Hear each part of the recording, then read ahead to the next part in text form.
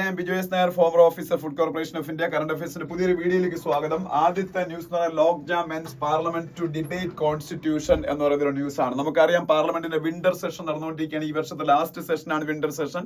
ആദ്യത്തെ ബഡ്ജറ്റ് സെഷനും രണ്ടാമത്തെ മൺസൂൺ സെഷനും കഴിഞ്ഞു. അപ്പൊ വിന്റർ സെഷൻ യഥാർത്ഥത്തിൽ ഇതുവരെയും വാഷ് ഔട്ട് ആയിരുന്നു. കാര്യം എന്ന് വെച്ചാൽ അദാനി ഇഷ്യൂ പറഞ്ഞ് പാർലമെന്റ് ഓപ്പോസിഷൻ പാർട്ടി സ്തംഭിപ്പിച്ചു. അതുപോലെ കമ്മ്യൂണൽ ആയിട്ടുള്ള ഇൻസിഡൻസ് ഇന്ത്യക്കകത്ത് പലയിടത്തും ഉണ്ടായതിന്റെ പേരിലും ഒക്കെ സ്തംഭിപ്പിച്ചു. പക്ഷേ ഇന്നലെ ഇന്ത്യയുടെ ലോക്സഭയുടെ സ്പീക്കർ ഓം ബിർളയുടെ നേതൃത്വത്തിൽ ഒരു ഓൾ പാർട്ടി മീറ്റിംഗ് നടക്കുകയും അതിൽ ചില ആവശ്യങ്ങൾ ഒപ്പോസിഷൻ അംഗീകരിക്കുകയും ചെയ്തു. കോൺസ്റ്റിറ്റ്യൂഷനെ കുറിച്ച് ഒരു ഡിസ്കഷൻ പാർലമെന്റിൽ നടത്താമെന്ന്. കോൺസ്റ്റിറ്റ്യൂഷൻ ഡേ സെലിബ്രേറ്റ് ചെയ്തതേ ഉള്ളൂ, November 26, and it is the 75th anniversary of adoption of Indian constitution by the constituent assembly. അപ്പൊ അതൊക്കെ കൊണ്ടായിരിക്കണം കോൺസ്റ്റിറ്റ്യൂഷനെ കുറിച്ച് ഒരു ഡിസ്കഷൻ അവിടെ വരുന്നത്. പിന്നെ അത് ഒരു കാര്യം അവിടെ പറയാനുള്ളത്. പിന്നെ BJP meet likely to choose new chief minister tomorrow എന്നൊരു ന്യൂസ് കാണാം. അത് നാളെ ആണ് മഹാരാഷ്ട്രയുടെ ചീഫ് മിനിസ്റ്ററിന് പുതിയ ആളുടെ സത്യപ്രതിജ്ഞ. Oath taking ceremony of Maharashtra chief minister will be held tomorrow. That is already decided by the BJP central leadership, but still they didn't declare the chief minister of Maharashtra, and widely expected candidate for the chief ministership of Maharashtra is Devendra Fadnavis. Sometimes that may change because of the various caste compulsions at play. അതിനുള്ള സാധ്യത ഉണ്ട്. പക്ഷേ ഇപ്പോഴും ദേവേന്ദ്ര ഫഡ്നാവിസ് തന്നെയാണ് മുൻപന്തിയിൽ നിൽക്കുന്നത്. He is the former chief minister of Maharashtra and he was the deputy chief minister and Eknath Shinde the current care taker chief minister of Maharashtra. Okay, അപ്പം അതും അവിടെ കാണാം. പക്ഷേ ഇതായിരിക്കും ചീഫ് മിനിസ്റ്റർ അനൗൺസ് ചെയ്തിട്ടില്ല. ഇന്ന് അനൗൺസ് ചെയ്യും, ഓൾമോസ്റ്റ് ഷുവർ ആണ്. കാര്യം എന്നാലും നാളെ സത്യപ്രതിജ്ഞ ചെയ്യാൻ പറ്റും. നാളെയാണ്.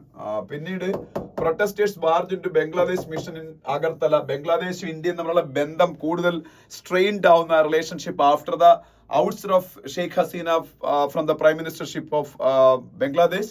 ഇപ്പോൾ ബംഗ്ലാദേശിലെ റിലീജിയസ് മൈനോറിറ്റീസ്, എസ്പെഷ്യലി ഹിന്ദുസിനെ ടാർഗറ്റ് ചെയ്ത് അവിടെ അറ്റാക്സ് നടക്കുന്നു. അതിന് അഗെയിൻസ്റ്റ് ആയിട്ട് പ്രൊട്ടസ്റ്റ് നടക്കുന്നതിന്റെ ഭാഗമായിട്ട് ഇന്നലെ ഒരു തെറ്റ് ഇന്ത്യയിലെ പ്രൊട്ടസ്റ്റേഴ്സ് ചെയ്തു. ഒരിക്കലും ഒരു രാജ്യത്തിലെ ഡിപ്ലോമാറ്റിക് മിഷന്, പ്രത്യേകിച്ച് ഡിപ്ലോമാറ്റിക് മിഷന് ഭയങ്കര ഇമ്മ്യൂണിറ്റി ഒക്കെ ഉള്ളതാണ്. ഈവൻ പോലീസിന് പോലും ഡിപ്ലോമാറ്റിക് മിഷന്റെ അകത്തൊന്നും ഇൻവെസ്റ്റിഗേഷൻ നടത്താൻ പറ്റത്തില്ല. അപ്പൊ അവരുടെ ഒരു കോൺസുലർ ഓഫീസ് അഗർത്തലയിലുണ്ടായിരുന്നു.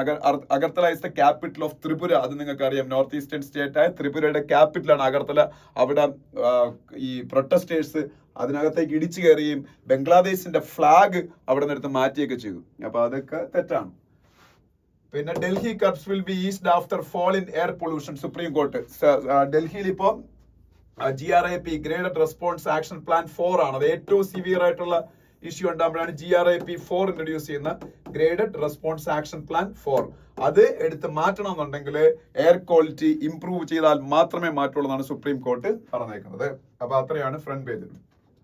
അത് കഴിഞ്ഞ് നമ്മൾ സ്റ്റേറ്റ്സ് പേജിലേക്ക് പോകുമ്പോൾ സ്റ്റേറ്റ്സ് പേജിൽ ആദ്യത്തെ ന്യൂസ് എന്ന് പറയുന്നത് 1000 state party rally at border in Bengal against Bangladesh arrest. അത് നമ്മൾ ഓൾറെഡി ഡിസ്കസ് ചെയ്തു. ഇപ്പം ഇത് ബംഗാളിലും ഇന്നലെ മുംബൈയിലും ഒക്കെ പ്രൊട്ടസ്റ്റ് ഉണ്ടായിരുന്നു. ഓൾ ഇന്ത്യ ലെവലിൽ ഇത് വലിയൊരു ഇഷ്യൂ ആയിക്കൊണ്ടിരിക്കുകയാണ്. ബംഗ്ലാദേശിലെ targeted attack against the minorities under the interim government of Muhammad Yunus. Muhammad യൂനിസിന്റെ ഗവൺമെന്റ് അണ്ടറിൽ ഞാൻ പറഞ്ഞില്ല, അദ്ദേഹത്തിന്റെ ഒരു സപ്പോർട്ട് ഉണ്ടെന്നൊന്നും അല്ല ഞാൻ പറഞ്ഞത്. അദ്ദേഹത്തിന്റെ വാച്ചിലാണ് നടന്നുകൊണ്ടിരിക്കുന്നത്. അദ്ദേഹത്തിനൊന്നും കൺട്രോൾ ചെയ്യാൻ പറ്റുന്നില്ല. പിന്നെ അവിടെ 1984 റയറ്റ്സ്, ഇതൊക്കെ നിങ്ങൾക്ക് അറിയാൻ വേണ്ടി പറയുന്നുള്ളൂ. 1984 riots, court to hear case against Hitler on December 9. 1984 was one of the worst year of independent India, one of the worst years of independent India. Yesterday also I discussed about one of the tragedies happened in 1984. That was Bhopal gas tragedy. The leakage of methyl isocyanate from the Union Carbide factory killed thousands of people in Madhya Pradesh, and still that part of India is struggling because of the after effects of that gas tragedy. 40 വർഷം കഴിഞ്ഞതിന് ശേഷം ഇതേ 1984 ഇന്ദിരാഗാന്ധിയെ murder ചെയ്യപ്പെട്ടു. ഇന്ത്യയുടെ one of the strongest prime ministers Indira Gandhi was murdered by Sikh people. അത് അവരുടെ security persons തന്നെയായിരുന്നു. അത് ബ്ലൂ സ്റ്റാർ ഓപ്പറേഷൻ ഒക്കെ നടന്നതിൽ പ്രതിഷേധിച്ചാണ്. ബ്ലൂ സ്റ്റാർ ഓപ്പറേഷനും 84 നടക്കുന്ന ബ്ലൂ സ്റ്റാർ ഓപ്പറേഷൻ എന്താണെന്ന് നിങ്ങൾക്ക് അറിയാം.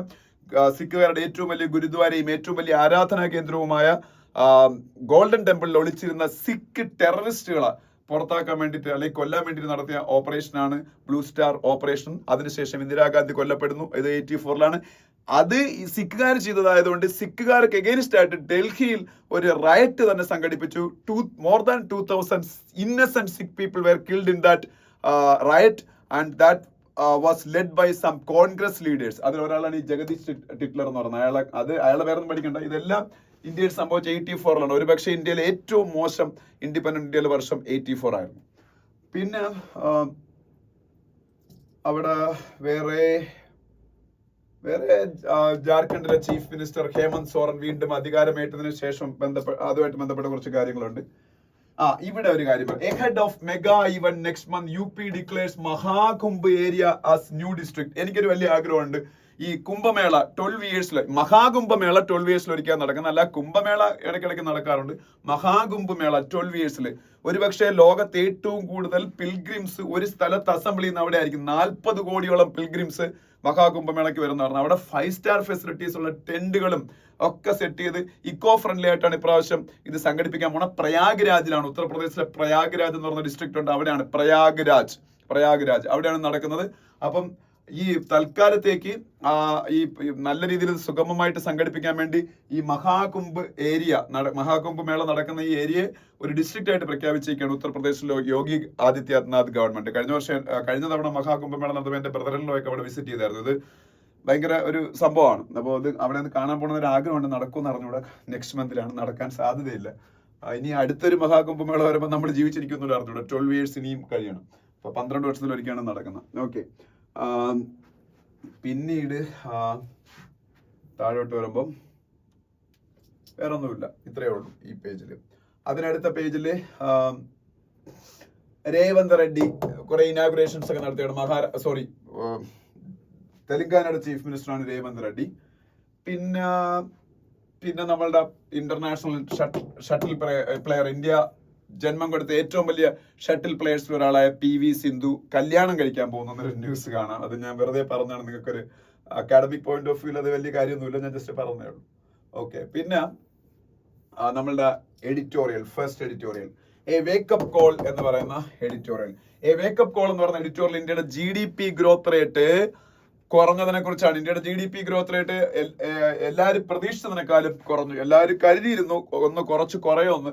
പ്രത്യേകിച്ച് ഇന്ത്യയുടെ GDP ഗ്രോത്ത് റേറ്റ് ഈ വർഷം 7.2% ആയിരിക്കും എന്നൊക്കെയാണ് റിസർവ് ബാങ്ക് ഓഫ് ഇന്ത്യക്ക് എസ്റ്റിമേറ്റ് ചെയ്തിരുന്നത്. അതുപോലെ വേൾഡ് ബാങ്കും IMF ഒക്കെ അറൌണ്ട് 7% ഗ്രോത്ത് റേറ്റ് പറഞ്ഞിരുന്നതാണ്. പക്ഷേ നമ്മളുടെ Q1 ഈ വർഷത്തെ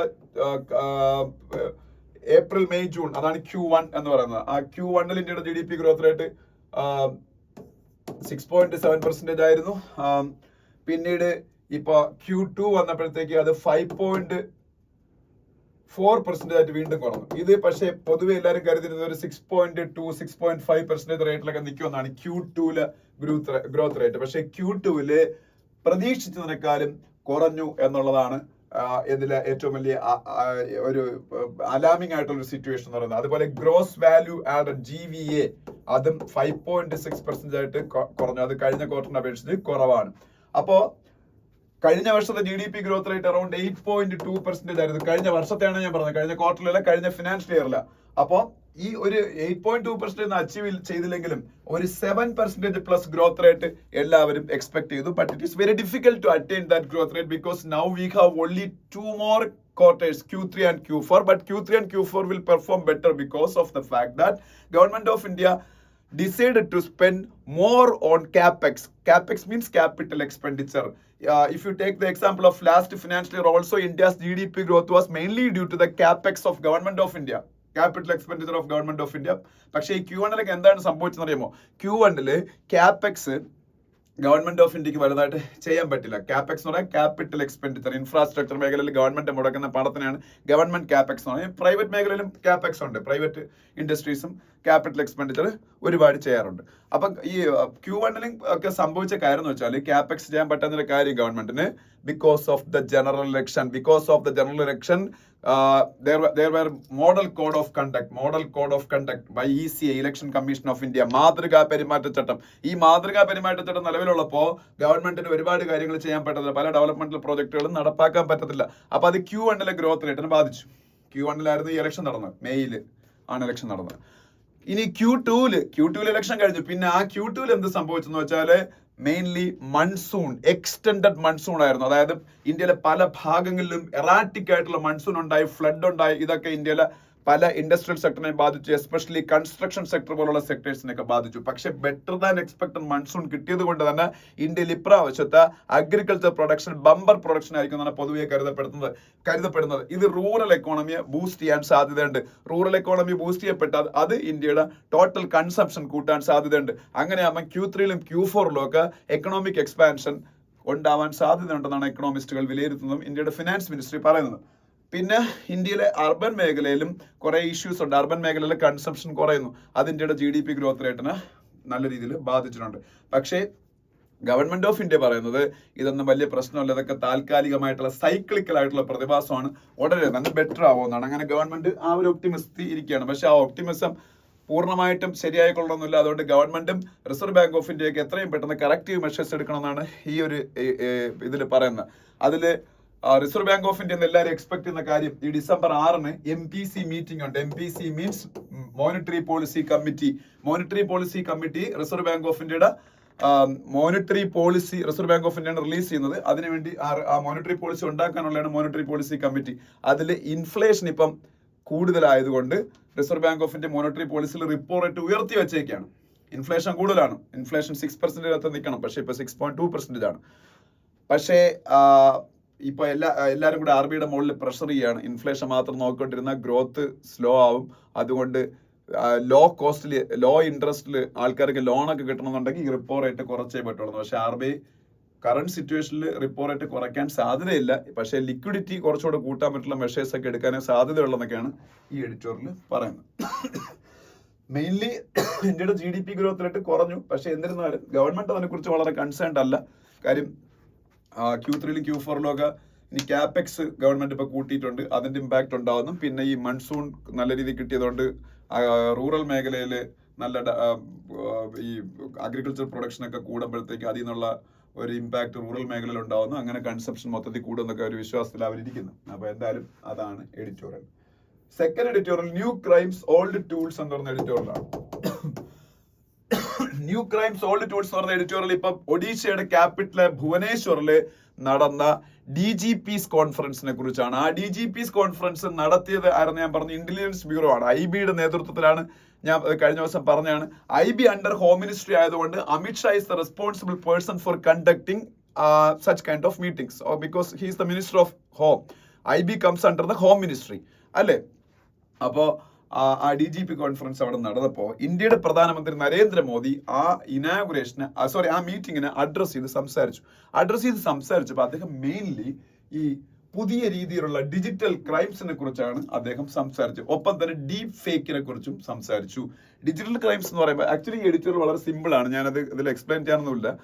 ഈ ഡിജിറ്റൽ ക്രൈംസ് നമുക്ക് എല്ലാവർക്കും അറിയാവുന്ന തന്നെ. ഇപ്പോൾ ആൾക്കാർ ഫോണിൽ വിളിച്ചിട്ട് നിങ്ങൾ ഡിജിറ്റൽ അറസ്റ്റിലാണ്, നിങ്ങൾക്ക് ഇപ്പോൾ ഒരു പാഴ്സൽ ഇപ്പം ആമസോണിൽ നിന്ന് വന്നിട്ടുണ്ട്, അത് അവിടെ ഇന്റർസെപ്റ്റ് ചെയ്തപ്പോൾ അതിൻ്റെ അകത്ത് ഡ്രഗ് ഉണ്ടായിരുന്നു, അതുകൊണ്ട് നിങ്ങൾ ഇത് ഡൽഹി പോലീസ് എന്നാണ് വിളിക്കുന്നത്, അല്ലെങ്കിൽ മുംബൈ പോലീസ് എന്നാണ് വിളിക്കുന്നത്, നിങ്ങൾ ഇത്ര രൂപ തന്നാൽ ആ കേസ് സെറ്റിൽ ചെയ്യാന്ന് പറഞ്ഞ് വിളിച്ച് ഒരുപാട് സമൂഹത്തിൽ എഡ്യൂക്കേറ്റഡ് ആയിട്ടുള്ള ആൾക്കാരെ പറ്റിക്കുന്നുണ്ട്. എനിക്ക് ഇതുപോലെ ഒരു മെയിൽ, അത് കോളല്ല, ഒരു മെയിൽ വന്നു 2 ദിവസം മുമ്പ്. സ്പാമിൽ ഞാൻ നോക്കിയപ്പോൾ അവിടെയാണ് കിടന്നത്.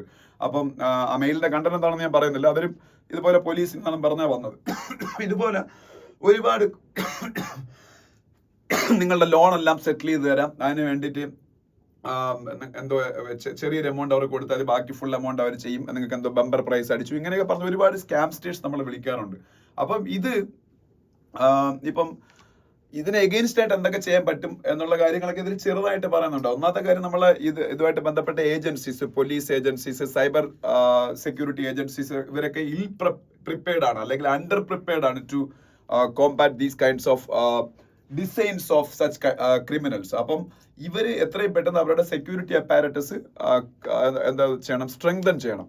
ഒപ്പം നമ്മളുടെ ടെലികോം സിസ്റ്റത്തിൽ വലിയൊരു പ്രോബ്ലം ഉണ്ട്. ഇതുപോലുള്ള ഫ്രോഡുലന്റ് ആയിട്ടുള്ള കോൾസ്, ഇതുപോലെ സ്പാം കോൾസ്, ഇതൊക്കെ വെറുതെ നമ്മുടെ ഫോണിലേക്ക് ഇങ്ങനെ വരികയാണ്. ഇതിനൊന്നും അവർക്ക് ഫിൽട്ടർ ചെയ്യാൻ പറ്റുന്നില്ല. അപ്പം അതിന് ഫിൽട്ടർ ചെയ്യാനുള്ള നടപടികൾ സ്വീകരിക്കണം. ഇതിനെല്ലാത്തിനും വലുതായിട്ട് വേണ്ടെന്ന് വെച്ചാൽ ആൾക്കാരുടെ ഇടയിൽ അവയർനെസ് ക്യാമ്പയിൻ. ഞാനിപ്പോൾ കാർ ഓടിച്ച് പോകുമ്പോൾ പലപ്പോഴും കേൾക്കുന്ന ഒരിതാണ്, ഇപ്പം ബിഗ് FM, എല്ലാ FM നമ്മളിതിന് കേൾക്കുമ്പോൾ കേൾക്കും, സ്റ്റേറ്റ് ബാങ്ക് ഓഫ് ഇന്ത്യ എപ്പോഴും ഓരോ 15 മിനിറ്റ് കൂടുമ്പോഴും നമുക്ക് അവയർനെസ് പരസ്യം തന്നുകൊണ്ടിരിക്കുക. SBIയുടെ പരസ്യവും കാണും, ഒപ്പം ഇവര് ഇതുപോലുള്ള കോൾസിനെ സൂക്ഷിക്കേണ്ടതിന്റെ ആവശ്യകതയെക്കുറിച്ചുള്ള ഓരോ സിറ്റുവേഷനിലും എങ്ങനെയാണ് ഈ ക്രൈം ഇന്ത്യയിലെ പല ഭാഗത്ത് നടന്നതെന്ന് അനുസരിച്ച് അതിനനുസരിച്ചുള്ള പരസ്യങ്ങൾ അവർ ഡിസൈൻ ചെയ്തേക്കുന്നത്.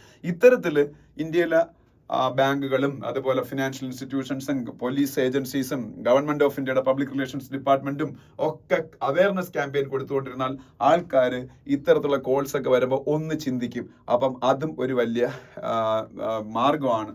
ഇതിൽ നിന്ന് കുറേയൊക്കെ നമുക്ക് ഇതുപോലുള്ള ഫ്രോഡ്സ്റ്റേഴ്സിന്റെ നിന്ന് രക്ഷപ്പെടാൻ. പിന്നെ ഡീപ് ഫേക്ക് ടെക്നോളജി ഉപയോഗിച്ച് പോർണോഗ്രാഫി കണ്ടന്റ് ഒക്കെ യൂസ് ചെയ്യാൻ ഉണ്ടാക്കാൻ പറ്റുന്ന കാര്യം നമുക്കറിയാം. ഈ ഇടയ്ക്ക് പല ഫിലിം സ്റ്റാർസിന്റെ ഒക്കെ ഉണ്ടാക്കി.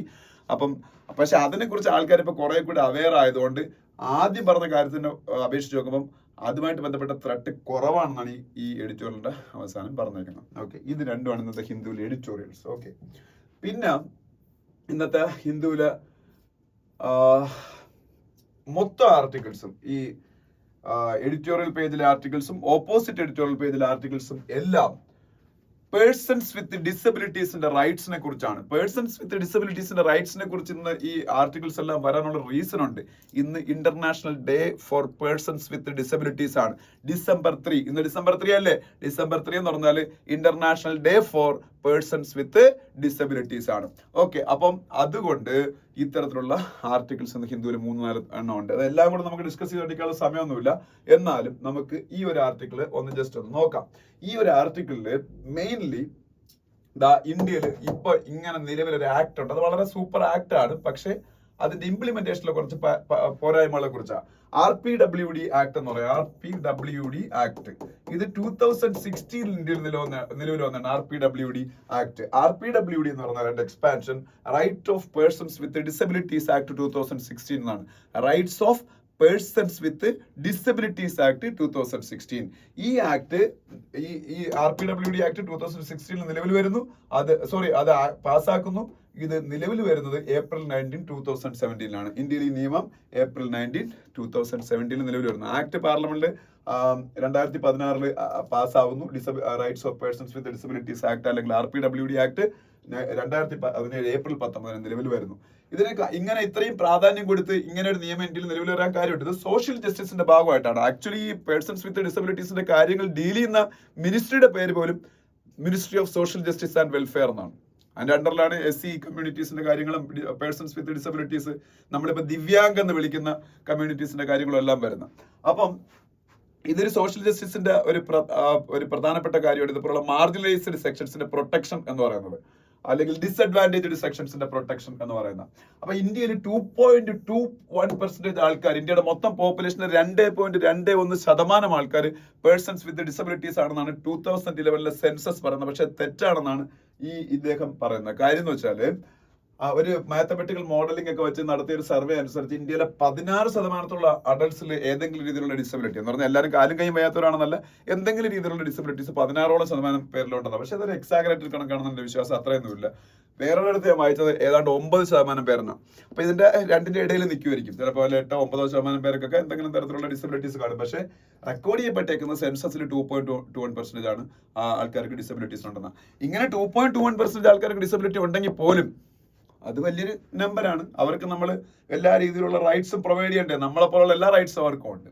അപ്പം അതുകൊണ്ടാണ് ഈ RPWD ആക്ട് വരുന്നത്.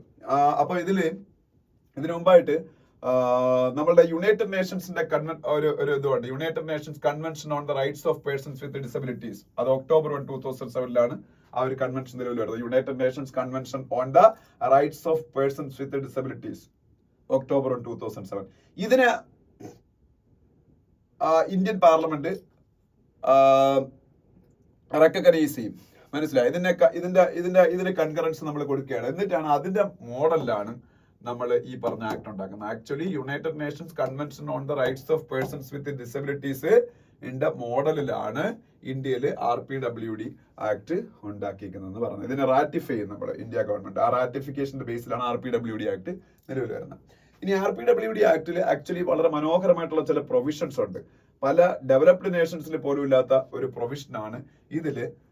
സ്റ്റേറ്റ് കമ്മീഷണർ എന്ന് പറയുന്ന ഒരു ഡെസിഗ്നേഷൻ ഉണ്ട്. ഓരോ സ്റ്റേറ്റിലും ഈ RPWD ആക്ടിന് ഇംപ്ലിമെന്റ് ചെയ്യാനുള്ള ഒരു ഒരു റെസ്പോൺസിബിൾ ഉദ്യോഗസ്ഥൻ, അതാണ് സ്റ്റേറ്റ് കമ്മീഷണർ എന്ന് പറയുന്നത്. ആക്ച്വലി വളരെ വെൽ ഇന്റൻഡഡ് ആയിട്ടുള്ള ഒരു പൊസിഷനാണ് സ്റ്റേറ്റ് കമ്മീഷണർ. അദ്ദേഹത്തിന് യഥാർത്ഥത്തിൽ ജുഡീഷ്യൽ ആയിട്ടുള്ള റൈറ്റ്സ് പോലും അല്ലെങ്കിൽ ജുഡീഷ്യൽ ആയിട്ടുള്ള പവേഴ്സ് പോലും ഉണ്ട്. ഒരു സിവിൽ കോർട്ടിലെ ഒരു ജഡ്ജിന് കൊടുക്കാൻ പറ്റുന്ന എല്ലാ ജഡ്ജ്മെന്റും കൊടുക്കാനൊക്കെ ഉള്ള പവർ കൊടുത്തുകൊണ്ടാണ് RPWD ആക്ട് ഈ സ്റ്റേറ്റ് കമ്മീഷണറിന് അങ്ങനെ ഒരു പൊസിഷൻ ഉണ്ടാക്കി വെച്ചേക്കുന്നത്. അതായത് സിവിൽ കോർട്ട് ജഡ്ജിമാർക്ക് വിധിക്കാൻ പറ്റുന്ന വിധികളൊക്കെ വിധിക്കാൻ പറ്റുന്ന ജുഡീഷ്യൽ പവറും ഈ സ്റ്റേറ്റ് കമ്മീഷണറിനുണ്ട്. പക്ഷെ ഇങ്ങനെയൊക്കെ ആണെങ്കിലും ഇന്ത്യയിലെ 7-8 സ്റ്റേറ്റുകൾ ഒഴിച്ച് ബാക്കി എല്ലായിടത്തെയും സ്റ്റേറ്റ് കമ്മീഷണറിന്റെ ഓഫീസ് വളരെ എന്താ പറയുക ഡിഫക്റ്റ് എന്ന് പറയാൻ പറ്റൂല, പക്ഷെ അവർ അണ്ടർ പെർഫോമിംഗ് ആണെന്ന് പറയേണ്ടി വരും. അതിന്റെ കാരണമായിട്ട് ഇതിൽ മെയിൻലി പറയുന്നത്, ഈ ആക്ടിൽ തന്നെ പറയുന്നുണ്ടെന്നാ പറയുന്നത്, ഈ സ്റ്റേറ്റ് കമ്മീഷണറിന് എപ്പോഴും ഈ മേഖലയിൽ അനുഭവ പരിചയ സമ്പത്തുള്ള എക്സ്പെർട്ടുകളുടെ കൂട്ടത്തിൽ നിന്ന് അപ്പോയിന്റ് ചെയ്യണമെന്നാണ് പറഞ്ഞേക്കുന്നത് ആക്ടിൽ. പക്ഷേ ഇന്ത്യയിലെ മിക്ക സ്റ്റേറ്റിലും അങ്ങനെയല്ല. മിക്കവാറും ഈ സോഷ്യൽ ജസ്റ്റിസ് മിനിസ്ട്രിയായിട്ടൊക്കെ ബന്ധപ്പെട്ട ഏതെങ്കിലും ഒരു IAS ഉദ്യോഗസ്ഥനെ, ഒരു സിവിൽ സർവീസ് ഉദ്യോഗസ്ഥനായിരിക്കും അപ്പോയിന്റ് ചെയ്യുന്നത്. അവർക്ക് ഇതിൽ സബ്ജക്ട് നോളൊന്നും കാണത്തില്ല. എന്ന് മാത്രമല്ല, അവിടെ ഒരു കോൺഫ്ലിക്റ്റ് ഓഫ് ഇൻട്രസ്റ്റും ഉണ്ടാവാറുണ്ട്. കോൺഫ്ലിക്റ്റ് ഓഫ് ഇൻട്രസ്റ്റ് എന്ന് പറയാൻ കാര്യം, ഈ RPWD ആക്ടിന്റെ ഇംപ്ലിമെന്റേഷനിൽ ഇന്ത്യയിൽ പല മിസ്റ്റേക്സും പല സ്റ്റേറ്റുകളും കാണിക്കാറുണ്ട്. ഇതിൽ പലപ്പോഴും റെസ്പോൺസിബിൾ സിവിൽ സർവീസ് ഉദ്യോഗസ്ഥന്മാർ തന്നെ ആയിരിക്കും. ഈ RPWD ആക്ടുമായിട്ട് ബന്ധപ്പെട്ട് ഉള്ള പ്രൊവിഷൻസിന് വയലേറ്റ് ചെയ്യുന്ന രീതിയിലായിരിക്കും പല പോളിസീസും പലയിടങ്ങളിലും ഇംപ്ലിമെന്റ് ചെയ്യപ്പെടുന്നത്. അതിന് സിവിൽ സർവീസ് ഉദ്യോഗസ്ഥന്മാർ റെസ്പോൺസിബിൾ ആയിരിക്കും. അപ്പൊ ഇതിന്റെ മുകളിൽ സിവിൽ സർവീസ് ഉദ്യോഗസ്ഥന്മാരും ഇവരെ പ്രൊട്ടക്ട് ചെയ്യുന്ന സമീപനമേ സ്വീകരിക്കുകയുള്ളൂ. അതാണ് ഇതിൽ പറയുന്ന ഒരു പ്രശ്നം എന്ന് പറയുന്നത്. അപ്പൊ അതാണ് ഒരു കോൺഫ്ലിക്റ്റ് ഓഫ് ഇൻട്രസ്റ്റ് ഉണ്ടെന്ന് ഞാൻ പറയാൻ കാര്യം. പിന്നെ ഇതിൽ അതുപോലെ തന്നെ ഈ ഇത്തരത്തിലുള്ള ഞാൻ പറഞ്ഞ RPWD ആക്ടിലെ പ്രൊവിഷൻസുമായിട്ട് ബന്ധപ്പെട്ട് പലപ്പോഴും വയലേഷൻസ് ഒക്കെ സംഭവിക്കാറുണ്ട്. ഇതൊക്കെ ഈ പറഞ്ഞ സ്റ്റേറ്റ് കമ്മീഷണറിന് മുന്നിലേക്ക് വരണമെങ്കിൽ ഈ സ്റ്റേറ്റ് കമ്മീഷണറും അതിന്റെ ഓഫീസും ഈ മേഖലയിൽ പ്രവർത്തിക്കുന്ന സിവിൽ സൊസൈറ്റി ഓർഗനൈസേഷൻസുമായിട്ടും ഇതിലെ പ്രോമിനന്റ് പേഴ്സണാലിറ്റീസുമായിട്ടും എപ്പോഴും ഡയറക്റ്റ് കമ്മ്യൂണിക്കേഷൻ വച്ച് അവരുമായിട്ട് എപ്പോഴും ഇന്ററാക്ഷൻസ് ഉണ്ടായിക്കൊണ്ടേയിരിക്കണം. അത് പലപ്പോഴും നടക്കാറില്ല. അത് ഇതിലൊരു പ്രശ്നമാണ്. അതുപോലെ പിന്നെ അതിൽ പറയുന്ന വെച്ചാല് കർണാടകത്തിന്റെ മോഡൽ ഈ കാര്യത്തിൽ കുറച്ചുകൂടി ബെറ്റർ ആക്കാൻ വേണ്ടി ഉപയോഗിക്കാം. അത് കർണാടകത്തിലെ ഒരു മോഡലായിട്ട് ഇത് പറഞ്ഞേക്കുന്നത്, അവിടുത്തെ സ്റ്റേറ്റ് കമ്മീഷണറിന്റെ ഓഫീസ് പലപ്പോഴും മൊബൈൽ അദാലത്തുകൾ സംഘടിപ്പിക്കാനുള്ളതാണ്. ഈ മൊബൈൽ അദാലത്ത് സംഘടിപ്പിക്കാൻ നമുക്കറിയാം, ഈ പേഴ്സൺസ് വിത്ത് ഡിസബിലിറ്റീസ് എന്ന് പറഞ്ഞാൽ ഓൾറെഡി അവർ പ്രിവിലേജ്ഡ് സൊസൈറ്റി എന്നാണ് വരുന്നതെങ്കിൽ പോലും they will face many obstacles obstacles from getting their rights. അപ്പൊ അത് ചിലപ്പോൾ പ്രിവിലേജ്ഡ് ക്ലാസ്സിൽ നിന്ന് വരുന്നവർക്ക് പോലും അത്തരത്തിലുള്ള ഒബ്സ്റ്റക്കിൾസ് ഫേസ് ചെയ്യേണ്ടി വരും. അപ്പൊ അണ്ടർ പ്രിവിലേജ്ഡ് ക്ലാസ്സസ് എന്നാണ് വരുന്നത്. ഇപ്പോ if they are living in A remote village, they won't be possible to get all these rights and they won't be aware of all these rights. RPWD Act and such kinds of acts are there, but they won't be aware of all these things. അപ്പം ഇവരിലേക്ക് reach ചെയ്യണം. ഇവരിലേക്ക് reach ചെയ്ത് അവരുടെ ഇഷ്യൂസിൽ ഇടപെടണം. അതിന് വേണ്ടിയിട്ട് mobile അദാലറ്റ്സ് മറ്റു കാര്യങ്ങളൊക്കെ ഈ പറഞ്ഞ കർണാടകത്തിലെ സ്റ്റേറ്റ് കമ്മീഷണർ ഓഫീസ് സംഘടിപ്പിക്കുന്നുണ്ടായിരുന്നു എന്നാ പറഞ്ഞത്. എല്ലാ സ്റ്റേറ്റുകൾക്ക് എമുലേറ്റ് ചെയ്യാൻ പറ്റുന്ന ഒരു എക്സാമ്പിൾ ആണ് എന്നിട്ട് ഈ പറയുന്നുണ്ട്. അതുപോലെ ഇവരുടെ പോർട്ടലിൽ, ഇവരുടെ വെബ്സൈറ്റിൽ ഇതുമായിട്ട് കുറെ കാര്യങ്ങൾ പ്രദർശിപ്പിക്കേണ്ട കാര്യങ്ങളൊക്കെ പറയുന്നുണ്ട്. ഇവരുടെ റൈറ്റ്സിനെ കുറിച്ചുള്ള കാര്യങ്ങൾ, അതുപോലെ ഇതിന്റെ വയലേഷനായിട്ട് ബന്ധപ്പെട്ട് എത്ര കേസസ് റിസീവ് ചെയ്തു, എത്ര അത് കേസസ് ഡിസ്പോസ് ചെയ്തു, അതിൽ എത്ര പെൻഡിങ് ആക്ഷൻ ഉണ്ട്, അതുപോലെ ഇതുമായിട്ട് ബന്ധപ്പെട്ട ആനുവൽ റിപ്പോർട്ട്സ്, ഇതെല്ലാം അവരുടെ പോർട്ടലിൽ പ്രദർശിപ്പിക്കണം. അങ്ങനെ കുറെ കാര്യങ്ങൾ ഇതിൽ പറയുന്നുണ്ട്. പിന്നെ അതൊക്കെ തന്നെയാണ് മെയിൻലി ഇതിൽ പറയുന്നത്. പിന്നെ ഒരു റിസർച്ച് ആസ് എ ഫംഗ്ഷൻ നമ്മളിവിടെ പറയുന്നുണ്ട്. സ്റ്റേറ്റ് കമ്മീഷണേഴ്സ് ഇതില് ഡിസബിലിറ്റി റൈറ്റുമായിട്ട് ബന്ധപ്പെട്ട കാര്യങ്ങൾ കൂടുതൽ ശക്തമാക്കുന്നതിന് വേണ്ടിയിട്ട് യുണൈറ്റഡ് നേഷൻസിന്റെ പല പല എൻറ്റിറ്റീസ് ഉണ്ട്, അവരുമായിട്ട് ബന്ധപ്പെട്ട്, അതുപോലെ ഇതിലെ ഫീൽഡ് എക്സ്പേർട്ടുകളുണ്ട്, അവരുമായിട്ട് ബന്ധപ്പെട്ടൊക്കെ എപ്പോഴും സ്റ്റഡീസ് നടത്തി റിസർച്ചുകൾ കണ്ടക്ട് ചെയ്യണം ഈ മേഖലയിലെ പ്രശ്നങ്ങളെ കുറിച്ച് പഠിക്കാൻ. അതുപോലെ ഇതുപോലെ കുറെ കാര്യങ്ങളാണ് ഇതിൻ്റെ അകത്ത് പറഞ്ഞത്. ഞാൻ ഈ പറഞ്ഞ കാര്യങ്ങളാണ് ഇതിന്റെ ഒരു ചുരുക്കം എന്ന് പറയുന്നത്. അപ്പൊ ഞാനിപ്പോ ഇപ്പം നിങ്ങളിപ്പം ഈ കറണ്ട് അഫയേഴ്സിന്റെ ചില വീഡിയോസ് കണ്ടാല്, ഇപ്പം സിവിൽ സർവീസ് മെയിൻലി ഫോക്കസ് ചെയ്യുന്ന വീഡിയോസ് ആണെന്നുണ്ടെങ്കിൽ അവർ 4-5 ടോപ്പിക്സ് എടുത്ത് അതായിരിക്കും ഡിസ്കസ് ചെയ്യുന്നത്. അപ്പൊ നമുക്ക് അതിന്റെ ഇൻഡെപ്തിലേക്ക് പോകാൻ പറ്റും. ഞാൻ പക്ഷെ അങ്ങനെ അല്ല ചെയ്യുന്ന കാര്യം. ഇത് എല്ലാ ന്യൂസും ഒന്ന് കവർ ചെയ്ത് പോകുന്നതുകൊണ്ടാണ് ഇൻഡെപ്തിലേക്ക് പോകാൻ പറ്റുന്നത്. ഇതിനെല്ലാത്തിനെ കുറിച്ചൊരു ഓവർവ്യൂ തന്നിട്ട് ആ കാര്യങ്ങൾ നിങ്ങൾ പിന്നെ സ്വന്തമായിട്ട് വായിച്ച ഒരു ഡെപ്തിൽ നോളജ് ഉണ്ടാക്കി കൊടുക്കുന്ന രീതിയിലാണ് ഞാൻ ഇങ്ങനെ പോകുന്നത്. അപ്പോൾ ഇതിപ്പം എല്ലാവരും കാണുന്നത് കൊണ്ട്, അപ്പോൾ ബാങ്ക് എക്സാം എഴുതുന്നവരും SSC എക്സാം എഴുതുന്നവരൊക്കെ ഇത് കാണുന്നതുകൊണ്ട് അവർക്ക് ഈ രീതിയിലായിരിക്കും നല്ലത്. അപ്പോൾ അതുകൂടെ കൊണ്ടാണ് ഞാൻ ഇങ്ങനെ ചെയ്യുന്നത്. അല്ലെന്നുണ്ടെങ്കിൽ നമുക്ക് 3-4 ടോപ്പിക്സ് എടുത്ത് ഇൻഡെപ്ത് ആയിട്ട് പറഞ്ഞു പോകാൻ പറ്റും. അപ്പോൾ ഇത് നിങ്ങൾ കേട്ടതിന് ശേഷം ഇതിന്റെ കണ്ടന്റ് ഇതാണ്, ഇതിന്റെ ബേസിൽ ഇൻഡെപ്ത് അനാലിസിസ് നടത്തുക. ഓക്കെ, പിന്നെ താഴോട്ട് വരുമ്പം ഇതെല്ലാം ഇനി ഇതിനെക്കുറിച്ച് ഞാൻ കൂടുതൽ ഡിസ്കസ് ചെയ്യുന്നില്ല.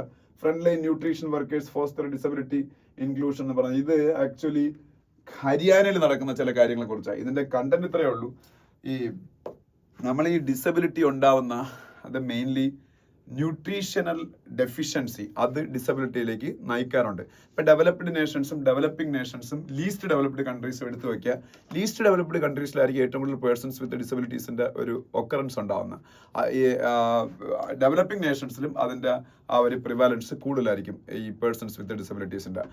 പക്ഷേ ഡെവലപ്ഡ് നേഷൻസിൽ കുറവായിരിക്കും. കാരണം എന്ന് വെച്ചാൽ അവരുടെ ന്യൂട്രീഷണൽ ആയിട്ടുള്ള പ്രൊഫൈൽ എന്ന് പറഞ്ഞാൽ ആൾക്കാരുടെ ഇടയിൽ കൂടുതൽ ബെറ്റർ ആയിരിക്കും. ഈവൻ ഇപ്പം നമ്മളുടെ മെറ്റേണിറ്റി, നമ്മളുടെ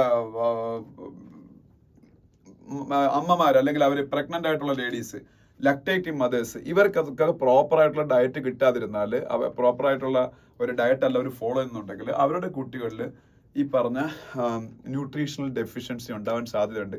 അവരുടെ ഫ്യൂച്ചേഴ്സിനും എല്ലാത്തിനും ആ ഒരു ന്യൂട്രീഷണൽ ഡെഫിഷ്യൻസി ഉണ്ടാവാൻ സാധ്യതയുണ്ട്.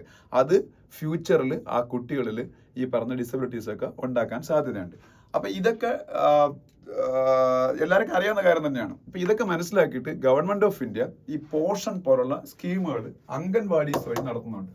പോഷൻ നിങ്ങൾക്കൊക്കെ അറിയാം. പോഷൻ എന്ന് പറയുന്ന സ്കീം നിങ്ങൾ കേട്ടിട്ടുണ്ടായിരിക്കും. ഗവൺമെന്റ് ഓഫ് ഇന്ത്യയുടെ പോഷൻ ട്രാക്കർ എന്ന് പറഞ്ഞ് ഇതിനെ റിയൽ ടൈമിൽ അനലൈസ് ചെയ്യാൻ, ഇതിനെ റിയൽ ടൈമിൽ ഒബ്സർവ് ചെയ്യാൻ വേണ്ടിയിട്ട് ഗവൺമെന്റ് ഓഫ് ഇന്ത്യയുടെ ട്രാക്കർ വരെ ഉണ്ട്. പോഷൻ എന്ന് പറഞ്ഞാണ് സ്കീമിന്റെ പേര്. ഈ പോഷൻ എന്ന് പറയുന്ന സ്കീം നടപ്പാക്കുന്ന മെയിൻലി അംഗൻവാടികൾ വഴിയാണ്. അപ്പൊ അംഗൻവാടി വർക്കേഴ്സിന് ഇതില് ഈ കുട്ടികളുടെയും ഒപ്പം അമ്മമാരുടെയും ന്യൂട്രീഷൻ ഉറപ്പുവരുത്തുന്ന കാര്യത്തിൽ വലിയൊരു റോള് വഹിക്കാൻ ഉണ്ടെന്നും അങ്ങനെ വഹിക്കുന്ന റോള് മുഖേന അവർക്ക് ഈ പറഞ്ഞ ഡിസബിലിറ്റി ഉള്ള ആൾക്കാരുടെ പ്രശ്നങ്ങൾ പരിഹരിക്കാനും അതുപോലെ ഡിസബിലിറ്റി ഉണ്ടാവുന്ന ഒരു പരിധി വരെ തടയാനും പറ്റുമെന്നാണ് ഇതിൻ്റെ അകത്ത് പറയുന്നത്. അപ്പൊ അതിൽ FAO അല്ല, WFP എന്ന് പറഞ്ഞ UN ഒരു ഏജൻസിയും കൂടെ സഹകരിച്ച് ഹരിയാനയിൽ ഈ മേഖലയിൽ പ്രവർത്തിക്കുന്നുണ്ട്, അംഗൻവാടിയുമായിട്ട് ചേർന്ന്. അപ്പം WFP എന്ന് പറഞ്ഞാൽ വേൾഡ് ഫുഡ് പ്രോഗ്രാം, അത് UN ഒരു സംഭവമാണ്. WFP വേൾഡ് ഫുഡ് പ്രോഗ്രാം, അതിന്റെ കൺട്രി ഡയറക്ടറും ആണ് എലിസബത്ത് ഫ്യൂർ എന്ന് പറയുന്ന ലേഡി. അവരും ഹരിയാനയിലെ ഒരു IAS ഓഫീസറോട് ചേർന്നാണ് ഈ ആർട്ടിക്കിൾ എഴുതിയത്. ആക്ച്വലി ഹരിയാന സ്റ്റേറ്റിനെ ബേസ് ചെയ്താണ് ഇത് എഴുതിയിരിക്കുന്നെങ്കിൽ ഇത് ഓൾ ഓവർ ഇന്ത്യയിൽ ആപ്ലിക്കബിൾ ആണ്. കാര്യം ഓൾ ഓവർ ഇന്ത്യയും അംഗൻവാടി സ്കീംസ് ഉണ്ട്, പോഷൻ സ്കീമുണ്ട്, അംഗൻവാടി വർക്കേഴ്സും ഒക്കെ ഉണ്ട്. ഈ അംഗൻവാടി വർക്കേഴ്സിനാണ് പ്രത്യേകിച്ച് കൊച്ചുങ്ങളെയൊക്കെ പെട്ടെന്ന് ഒബ്സർവ് ചെയ്തിട്ട് അവരുടെ കുഞ്ഞിലെയുള്ള ഡിസബിലിറ്റീസ് ഒക്കെ പെട്ടെന്ന് ഐഡന്റിഫൈ ചെയ്യാൻ പറ്റുന്ന, അവർക്ക് ആര് റിപ്പോർട്ട് ചെയ്യാൻ പറ്റും? ആശയെ റിപ്പോർട്ട് ചെയ്യാൻ പറ്റും. ആശ എന്താണ്? ഇന്ത്യയുടെ നാഷണൽ ഹെൽത്ത് മിഷന്റെ അണ്ടറിൽ പ്രവർത്തിക്കുന്ന വോളണ്ടിയേഴ്സ് ആണ്, അക്രഡിറ്റഡ് സോഷ്യൽ ഹെൽത്ത് ആക്ടിവിസ്റ്റുകൾ. അവർക്ക് ഇവരുടെ വേണ്ട ട്രീറ്റ്മെന്റിലേക്കും ഒക്കെ കൊണ്ടുപോകാൻ പറ്റും. ഓക്കെ, അപ്പം അംഗൻവാടി വർക്കേഴ്സ്, ആശാ പ്രവർത്തകർ, ഇതെല്ലാം അതിൽ ഇൻവോൾവ് ആണ്. പിന്നെ enabling a level playing field, ഇതും ഈ പറഞ്ഞ കണക്ക് നമ്മളുടെ പേഴ്സൺസ് വിത്ത് ഡിസബിലിറ്റീസിന്റെ പ്രോബ്ലം ആണ്. Breaking barriers with help of tech, അത് നമ്മളുടെ പാരാലിമ്പിയൻസ് ഒക്കെ ഉണ്ടല്ലോ, ഇത് പേഴ്സൺസ് വിത്ത് ഡിസബിലിറ്റീസിന്റെ സ്പോർട്സ് പേഴ്സൺസിനെയാണ് പാരാലിമ്പിക്സിലേക്ക് വിടുന്നത്. അവർ പാരാലിമ്പിക്സ് ഇപ്പം കഴിഞ്ഞതേ ഉള്ളൂ പാരീസിൽ. ഇന്ത്യ കുറെ മെഡൽസ് നേടി, 29 മെഡൽസ് നേടി ഇപ്രാവശ്യം. അപ്പം അവർക്ക് നമ്മൾ അസിസ്റ്റീവ് ഡിവൈസസ് ഒക്കെ ഇപ്പൊ ഒരുപാട് കൊടുക്കുന്നുണ്ട്. അപ്പം അസിസ്റ്റീവ് ടെക്നോളജിയുടെ സഹായത്തോടെയുള്ള ഡിവൈസസ് അവർ അതിനെ ഉപയോഗപ്പെടുത്തുമ്പോൾ സ്പോർട്സിൽ അവർക്ക് നന്നായിട്ട് പെർഫോം ചെയ്യാൻ പറ്റുന്നുണ്ട്. അപ്പം ഈ സ്പോർട്സിൽ അവരുടെ പെർഫോമൻസിന്റെ എൻഹാൻസ്മെന്റ് അസിസ്റ്റീവ് ടെക്നോളജിയുടെ സഹായത്തോടുകൂടി ഇമ്പ്രൂവ് ചെയ്യാൻ പറ്റും. അസിസ്റ്റീവ് ടെക്നോളജി ഇപ്പൊ ഇന്ത്യ ആ ഫീൽഡിലൊക്കെ വലിയ സ്ട്രൈഡ്സ് ഉണ്ടായി കഴിഞ്ഞു. ICMR ഒക്കെയാണ് ആ ഫീൽഡിൽ ഏറ്റവും കൂടുതൽ പ്രവർത്തിക്കുന്നത്, ഈ അസിസ്റ്റീവ് ടെക്നോളജി ഒക്കെ ഡെവലപ്പ് ചെയ്യാൻ for persons with disabilities. ICMR എന്താണ്? Indian council of medical research. Rajeev ബഹലാണ് ഇത് ആർട്ടിക്കിൾ എഴുതിയേക്കുന്നത്. ICMR-ന്റെ ഡയറക്ടർ തന്നെയാണ്. ഇന്ത്യയുടെ ICMR-ന്റെ ഡയറക്ടർ തന്നെയാണ് രാജീവ് ബഹൽ. അത് പഠിച്ചു വെച്ചേക്കണം. ICMR is a very important organization in India, especially in the field of medical research, and ICMR played a pivotal role during the time of COVID, and they developed COVID vaccine, Covaxin, in association with Bharat Biotech during the time of COVID. നിങ്ങൾക്ക് എല്ലാവർക്കും അറിയാം കോവാക്സിൻ അത് develop ചെയ്ത ICMR Bharat ബയോടെക്കും ചേർന്നാണ്. അത്രയും capability ഉള്ള ഒരു ഓർഗനൈസേഷനാണ് ICMR, Indian council of medical research. അതിന്റെ ചീഫാണ് രാജീവ് ബഹൽ. പിന്നെ എല്ലാം കൂടെ India's one nation one subscription plan, അത് നമുക്ക് പിന്നെ ഒരു ദിവസം ഡിസ്കസ് ചെയ്യാം. ആക്ച്വലി അത് കൂടുതൽ ഡീറ്റെയിൽ ആയിട്ട് എനിക്ക് വായിക്കാൻ സമയം കിട്ടില്ല, ബാക്കിയെല്ലാം വായിച്ചപ്പോൾ. പ്രത്യേകിച്ച് ഏർലി മോർണിംഗ് ആണ്, ഇപ്പോൾ എനിക്ക് എല്ലാം നോക്കാനുള്ള സമയം കിട്ടില്ല. കുറച്ച് ഡിലേ ആയിട്ട് ഒരു 10, 11, 12 മണിക്കാണ് നമ്മൾ ഈ കറണ്ട് അഫയേഴ്സ് എടുക്കുന്നതെങ്കിൽ ഇതെല്ലാം നോക്കി തീർക്കാൻ പറ്റും. പിന്നെ മറ്റു ന്യൂസുകളിലേക്ക് പോവാം. മറ്റു ന്യൂസുകളിലേക്ക് പോകുമ്പോൾ protesters barge into Bangladesh mission in Agartala, pull down flag, അത് ഓൾറെഡി പറഞ്ഞാണ്. പിന്നെ താഴോട്ട് വരുമ്പോൾ ഇവിടെ ഒന്നും പറയാനില്ല. ഇവിടെ ഒരു കാര്യം പറയാനുണ്ട്. Deals for 26 Rafale M jets, 3 Scorpene submarines to be sign. Navy chief, ഇന്ത്യയുടെ നേവി ചീഫ് ആരാണ്? അഡ്മിറൽ ദിനേശ് ത്രിപാഠി. ഇന്ത്യയുടെ നേവി ചീഫ് ആരാണ്? Admiral Dinesh Tripathi. Dinesh Tripathi is the chief of Indian Navy. He yesterday briefed the media about the possible induction of 26 Rafale M jets to Indian Navy. Rafale M jets is the naval version of Rafale fighter aircraft. Recently, India acquired more than 36 Rafale fighter aircraft from France. Actually, it is a French-made fighter aircraft, Rafale. That was for Indian Air Force, normal Rafale fighter aircraft. That was acquired by Indian Air Force. Now India is going to acquire Rafale M aircraft. That is a naval version of Rafale aircraft. That is for INS Vikrant. India recently had to develop the INS Vikrant ാണ് ഈ Rafale M jets നമ്മൾ വാങ്ങാൻ വേണം. 26 ഫ്രാൻസിൽ നിന്ന് വാങ്ങാൻ പോയാണ്. പിന്നെ 3 സ്കോർപിയൻ ക്ലാസ് സബ്മറൈൻസ്, അത് ഇന്ത്യയിൽ തന്നെ മസഗോൺ ഡോക്ക് എന്ന് പറയുന്ന ഒരു ഷിപ്പ് ബിൽഡിംഗ് കമ്പനി ഉണ്ട്, മസഗോൺ ഡോക്ക്. അത് ഗവൺമെന്റ് ആണ്. മസഗോൺ ഡോക്ക് മുംബൈയിലാണ്. മുംബൈയിലെ കൊൽക്കട്ടയിലും കണ്ടാണ് മസഗോൺ ഡോക്ക്, കൊൽക്കട്ടയാണെന്നോ. അവരാണ് സ്കോർപിയൻ ക്ലാസ് സബ്മറൈൻസ് ഡെവലപ്പ് ചെയ്യാൻ പോകണം. അപ്പൊ അതിനെ കുറിച്ചാണ് അത് പറയുന്നത്. പിന്നെ CCS കുറിച്ച് നീ പറഞ്ഞിട്ടുണ്ട്. Cabinet committee on security, chairman of cabinet committee on security is prime minister of India. They are taking the policy decisions regarding induction of various fighter aircrafts and other ammunitions for India's tri-services, Navy, Air Force and Army. അപ്പം CCS ആണ് അതിനുള്ള responsible body. പിന്നെ ഇതില് SSBN കുറിച്ച് പറയുന്നുണ്ട്. ഇന്ത്യയുടെ submarine launched ballistic missile. ഇപ്പൊ നമ്മൾ K4 എന്നുള്ള ഒരു സബ്മറൈൻ ലോഞ്ച്ഡ് ബാലിസ്റ്റിക്, അതായത് സബ്മറൈൻസിൽ നിന്ന് ലോഞ്ച് ചെയ്യുന്ന ബാലിസ്റ്റിക് മിസൈൽസിനാണ് SSBN എന്ന് പറയുന്നത്, submarine launched ballistic missile. K4 India ഇപ്പോൾ ഡെവലപ്പ് ചെയ്ത 3500 കിലോമീറ്റർ റേഞ്ച് ഉള്ള മിസൈലാണ് സബ്മറൈൻ ഇത് ലോഞ്ച് ചെയ്യുന്നത്. അതിപ്പോ ഇന്ത്യയുടെ INS അരിഗാത്ത് എന്ന് പറയുന്ന എയർക്രാഫ്റ്റിൽ നിന്ന് ലോഞ്ച് ചെയ്ത കാര്യം ഞാൻ ഇടയ്ക്ക് പറഞ്ഞിരുന്നത്. INS അരിഗാത്ത് അതിൽ നിന്നാണ്.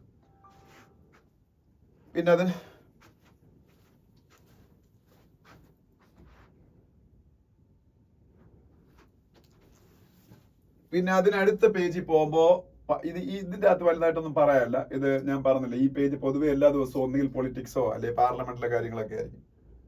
അതിനടുത്ത പേജിൽ പോകുമ്പോ Vladimir Putin to visit India early next year to attend the annual summit, Indo-Russian annual summit. It is taking place every year. Last year, India's prime minister, not last year, this year, India's prime minister Narendra Modi visited Russia for that bilateral annual summit. In July, he visited Russia, and after that, he again visited Russia for attending BRICS summit that was held at Kazan in Russia. So this year, Russia's turn to come to India, because last year Indian prime minister visited Russia. So Russian President Vladimir Putin will visit India next year, most probably in January or February, and at that time India and Russia will discuss about the possible Ukraine attack and Ukraine-Russia war പിന്നീട് end ചെയ്യുന്നതിനുള്ള ഒരു സംഭവം, ഒരു formula അവിടെ ചിലപ്പോൾ discuss ചെയ്യാൻ സാധ്യതയുണ്ടെന്ന് അത് പറഞ്ഞിട്ട്. Especially at that time American president will be Donald Trump. Donald Trump is the എന്താ പറയുന്ന ഒരു strong supporter of Russian president Vladimir Putin. അദ്ദേഹം ഓപ്പൺ ആയിട്ടാണ് സപ്പോർട്ട് ചെയ്യുന്നത്. സാധാരണ അമേരിക്കൻ പ്രസിഡന്റ് അങ്ങനെ റഷ്യൻ പ്രസിഡന്റിനെ സപ്പോർട്ട് ചെയ്യാറില്ല വ്ളാഡിമിർ പുടിനെ, പക്ഷേ അദ്ദേഹം സപ്പോർട്ട് ചെയ്യുന്ന ഒരാളാണ്. അപ്പൊ അതുകൊണ്ട് തന്നെ ഡൊണാൾഡ് ട്രംപ് അമേരിക്കയുടെ പ്രസിഡന്റും കൂടെ ആകുമ്പോൾ ഈ പറഞ്ഞ ഒരു യുദ്ധം തീരാൻ സാധ്യതയുണ്ട്. പിന്നെ ഇവിടെ വളരെ ഇമ്പോർട്ടൻ്റ് ആയിട്ടുള്ള വേറൊരു കാര്യം, Oxford study lauds Pragati system for fast tracking project. Pragati എന്താണെന്ന് അറിഞ്ഞിരിക്കണം. പ്രൈം മിനിസ്റ്റേഴ്സ് ഓഫീസ് യൂസ് ചെയ്യുന്ന ഒരു ടെക്നോളജിയാണ് പ്രഗതി എന്ന് പറയുന്നത്. ഇതിന്റെ കണ്ട ഇതെല്ലാം ക്യാപിറ്റൽ ലെറ്റേഴ്സ് ആണ്. That's why it is an abbreviation and it's expansion is expansion ഇതിന്റെ അകത്ത് കാണുമായിരിക്കും ഒരു second. Proactive governance and timely implementation of projects. നിങ്ങൾ ഒരു second. Proactive governance and timely implementation of projects. അങ്ങനെ തന്നെ പ്രഗതിയുടെ expansion proactive governance and timely implementation of projects. Proactive governance and timely implementation of projects. This is a platform using in Prime Minister's office to track various infrastructural projects of the country. അതിലെ timely ആയിട്ട് നമ്മുടെ infrastructure projects ഇന്ത്യയുടെ various പാർട്സിൽ implement ചെയ്യപ്പെടുന്ന ensure ചെയ്യാൻ വേണ്ടി പ്രവർത്തിക്കുന്ന ഒരു tracking പ്ലാറ്റ്ഫോമാണ് പ്രഗതി എന്ന് പറയുന്നത്. പ്രൈം മിനിസ്റ്റേഴ്സ് ഓഫീസാണ് ഇത് യൂസ് ചെയ്യുന്നത്. ഇത് വളരെ എക്സലന്റ് ആയിട്ട് വർക്ക് ചെയ്യുന്നതാണ് ഓക്സ്ഫോർഡിന്റെ ഒരു സ്റ്റഡി പറയുന്നത്. അതുകൊണ്ട് തന്നെ ഇന്ത്യയിൽ $200 ബില്യൺ പ്രോജക്റ്റുകൾ കഴിഞ്ഞ കുറച്ച് വർഷത്തിനകത്ത് വെച്ച് വലിയ പ്രശ്നമില്ലാതെ $205 ബില്യൺ 340ഓളം പ്രോജക്ട്സ് ഇന്ത്യ മുഴുവൻ നടപ്പാക്കാൻ ഈ ഒരു ട്രാക്കിംഗ് പ്ലാറ്റ്ഫോം വഴി ഫാസ്റ്റ് ആയിട്ട് നടപ്പാക്കാൻ കഴിഞ്ഞെന്നാണ് പറയുന്നത്. പിന്നെ ഇൻഫ്രാസ്ട്രക്ചർ മേഖലയിൽ മുടക്കുന്ന ഓരോ രൂപയും 3.5 രൂപ വരെ GDP-യിലേക്ക് ആഡ് ചെയ്യാനാണെന്നൊക്കെ ഒരു കണക്ക് കണ്ട. അന്ന് വേണ്ട, പ്രഗതി എന്താണെന്ന് മനസ്സിലാക്കി വെച്ചാൽ മതി. ഓക്കെ, പിന്നെ താഴോട്ട് വരുമ്പം manufacturing growth slips to 11-month low in November എന്നൊരു ന്യൂസ് കാണാം. മൊത്തത്തിലൊരു സ്ലോ ഡൗൺ ഇന്ത്യയുടെ എക്കോണമിയിൽ ഉണ്ടായിട്ടുണ്ടല്ലോ. GDP ഗ്രോത്ത് റേറ്റ് ഇപ്പം 5.4% ആയിട്ട് കുറഞ്ഞു. അപ്പം സ്വാഭാവികമായിട്ടും മാനുഫാക്ചറിംഗ് ഗ്രോത്ത് ഒക്കെ കുറയും. മെയിൻലി മാനുഫാക്ചറിംഗ് ഗ്രോത്ത് കുറയുന്നതുകൊണ്ടാണ് GDP ഗ്രോത്ത് റേറ്റ് കുറഞ്ഞത്. അല്ലാതെ പ്രൈമറി സെക്ടറും ടെറിഷറി സെക്ടറും അത്യാവശ്യം നന്നായിട്ട് പെർഫോം ചെയ്തു. അതായത് നമ്മളുടെ അഗ്രികൾച്ചറും അതുപോലെ സർവീസ് സെക്ടറും ഒക്കെ. അപ്പൊ ഇത് മാനുഫാക്ചറിംഗ് സെക്ടറിന്റെ ഗ്രോത്ത് ഇപ്പൊ സ്ലിപ്പ് ചെയ്തതിനെ കുറിച്ച് അത് PMI ഡേറ്റയാണത് അത് പറഞ്ഞേക്കുന്നത്. PMI എന്ന് പറഞ്ഞാൽ പർച്ചേസിംഗ് മാനേജേഴ്സ് ഇൻഡെക്സ് എന്ന് പറഞ്ഞൊരു ഇൻഡെക്സ് ഉണ്ട്. അതിന്റെ റീഡിംഗ് ഇപ്പം പുതിയ വന്നപ്പോൾ നവംബറിൽ വന്നപ്പോഴത്തേക്ക് ഗ്രോത്ത് മാനുഫാക്ചറിംഗ് സെക്ടർ കുറഞ്ഞതാണ്. പിന്നെ അതിനടുത്ത പേജിൽ പോകുമ്പോൾ ബിസിനസ് പേജിൽ അദാനി ഗ്രൂപ്പുകളെ ഷെയറിനെ കുറിച്ചൊക്കെയുള്ള കാര്യവും പിന്നെ അദാനി ഗ്രൂപ്പിന്റെ കയ്യിൽ നിന്ന് ഇപ്പം ബംഗ്ലാദേശ് വാങ്ങിക്കൊണ്ടത് പവർ പകുതിയായിട്ട് കുറയ്ക്കാൻ തീരുമാനിച്ചു, അങ്ങനെയുള്ള കാര്യങ്ങളൊക്കെയാണ്. അത് ബിസിനസ്സുമായിട്ട് ബന്ധപ്പെട്ട് വേണ്ട. NBFC, MFI, ക്രിസിൽ 3 അബ്രിവേഷൻസ് ഇവിടെ കാണാം. NBFC non banking financial companies. നമ്മുടെ മണപ്പുറം, മുത്തൂറ്റ് എന്നൊക്കെ പറയുന്ന സ്ഥാപനങ്ങളാണ് NBFCs. അങ്ങനെ ഷാഡോ ബാങ്കുകൾ എന്ന് പറയാറുണ്ട്. ബാങ്കുകളുടെ എല്ലാ ആക്ടിവിറ്റീസും ചെയ്യാൻ പറ്റത്തില്ല, but they can do a lot of activities of banks. That's why they are known as shadow banks. NBFC means non banking financial companies. MFI is another important institution, works under Reserve Bank of India. NBFCs ന്റെ MFIs ന്റെ ഒക്കെ regulator Reserve Bank of India ആണ്. MFI, its expansion is microfinance institutions. As the name denotes, they gives micro loans, maximum 1 lakh rupees, 1.5 lakhs rupees. They have the mandate to give loans to marginalized sections of the society. They are giving only micro loans. That's why they are known as MFI, microfinance institutions. Previously കേരളത്തിലെ മറ്റേ ബാങ്കിന്റെ പേരെന്താണ്, നമ്മൾ ഈ ഇടയ്ക്ക് കേരളത്തിൽ തുടങ്ങിയൊരു bank ഉണ്ടല്ലോ, നമ്മൾ എല്ലായിടത്തും ഉണ്ട് ഇപ്പോൾ ആ ബാങ്ക്, സ്മോൾ ഫിനാൻസ് ബാങ്കാണ് ഇപ്പോൾ അവർ.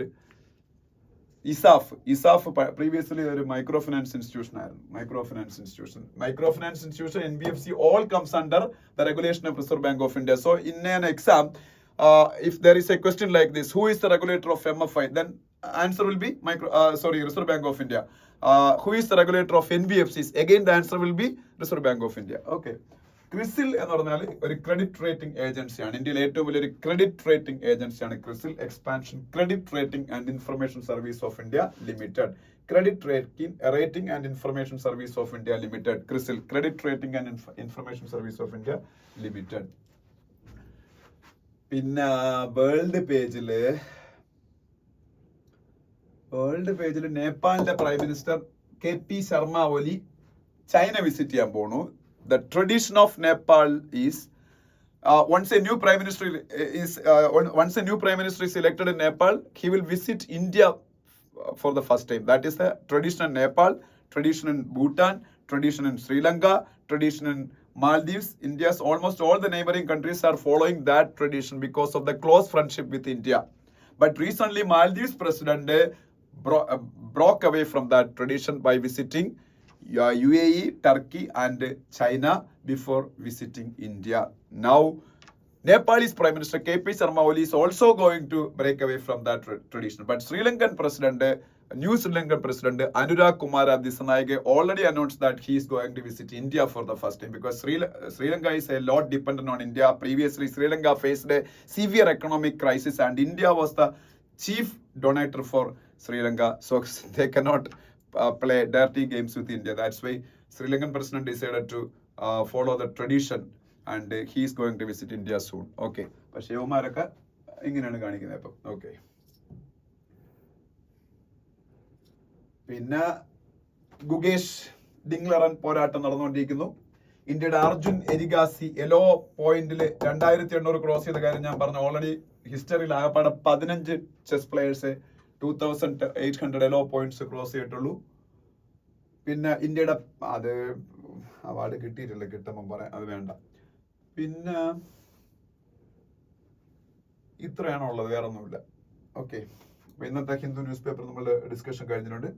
നമുക്ക് അടുത്ത ദിവസം വീണ്ടും കാണാം. Thank you so much.